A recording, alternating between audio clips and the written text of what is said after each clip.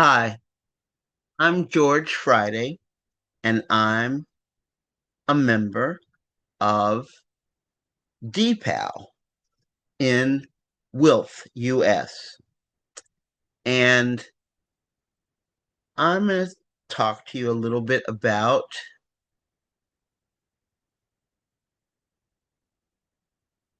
dealing with anger. Now, some people believe that anger, like any emotion, can be controlled. That's just not true.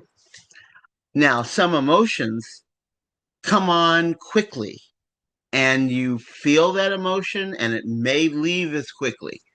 Think about how you feel when your team makes a touchdown or sinks a basket. There's an immediate feeling of yay, of great, which is an emotional reaction. But anger is different. There are times when anger can come on quickly, but most times, most of us are in situations where we can feel angry and not act on it. And that anger builds. So, the most important thing to not use anger as a motivation to do harm to yourself or to other people is to be really conscious of what you're feeling. And when you start to feel anger and it starts to build, it will reach a level where you want to express that anger.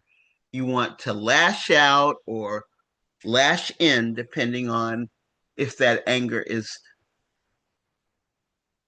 outward anger towards something or something beside yourself, or if it's inner anger, a very negative feeling you feel about yourself. And the best way to not feel overwhelmed by anger and not feel compelled to express that anger in a violent action against another person or against yourself, the best remedy is to be conscious of when you feel anger and know, oh my goodness, anger has started to build up. You feel it in your gut, and that feeling may expand or grow. When you get to the point, now this is if you're paying attention. If you're paying attention and you get to the point where that anger is going to be expressed, you can choose non-violent expressions of that anger. You can go out in the yard or some park nearby and you can scream and shout holy hell to the universe. It doesn't matter. And that anger is expressed. You'll find after a while of yelling or screaming, your anger has tamped down. It's not at the level you feel you need to express it. You can also express that violent anger in a physical way by, okay, here's an exercise that can help you express anger. And it's very, very satisfying. It takes preparation, though. Okay, imagine a carton of milk or um, a carton of orange juice. Now, you have to cut off the bottom of that gallon of milk or carton of orange juice until you have a square about the size of your hand. And fill that with water and put it in the freezer. Now, you need at least 2 or 3 of these, maybe more. And if you live in a brick house or you can find a brick wall, brick wall is best. You can take that frozen piece of ice and hurl it against the wall while you shout the source of your anger. It can be a place, a person, a political act that's going on. And when you throw that block of ice and you scream the name or the institution or source of the anger, that piece of ice will shatter into a million pieces when you throw it towards the wall, and it will be very satisfying.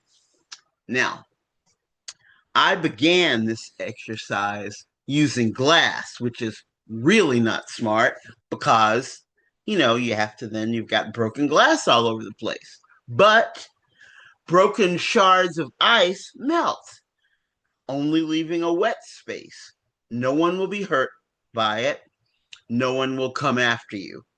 You won't get arrested for breaking glass in public.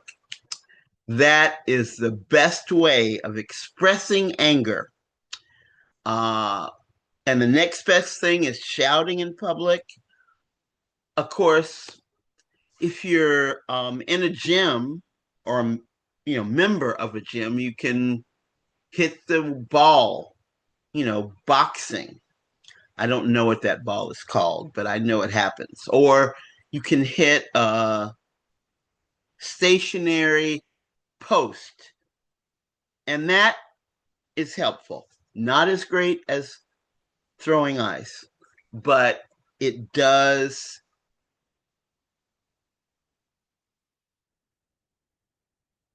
take it down a notch or two. So you're not feeling as much anger. And anger towards an individual that you know, that you live with, and you care about can never be expressed physically against that person. If the anger is rising, that is not the time to have a discussion with the person. But if you do something that expresses that anger and diffuses the situation, let's say you're at a 7 or an 8 when it comes to the anger. Well, yell and scream, play some basketball, punch a punching bag, and diffuse that anger till you're at a 3 or a 4. And when you're at a 3, 4 or less, you can have a discussion with the person you care about to decide what will you do the next time you feel that same way. Because anger diffuse does not disappear. It may diffuse to a 4 or a 3 or a 2, but it's always there under the surface. And it can rise almost any time. But you can feel that anger rise. You can diffuse it before it turns outward or inward to cause pain. And you can always take responsibility for figuring out what you will do the next time you feel so much anger. Because you are responsible for how you feel. No one else makes you feel another way. No one makes you angry. You, from your own choices and your own decisions, will allow yourself to be angry. Again, no one makes you angry. Nothing makes you angry. The government might do something stupid and you're angry about it. You're angry because you choose to express your emotions through anger.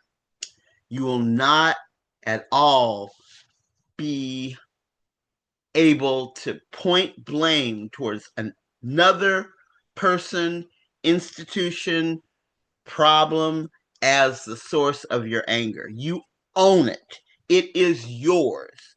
So you have the power to diffuse that anger and change what you do and how you behave in the future so that that same situation will not cause you to be angry.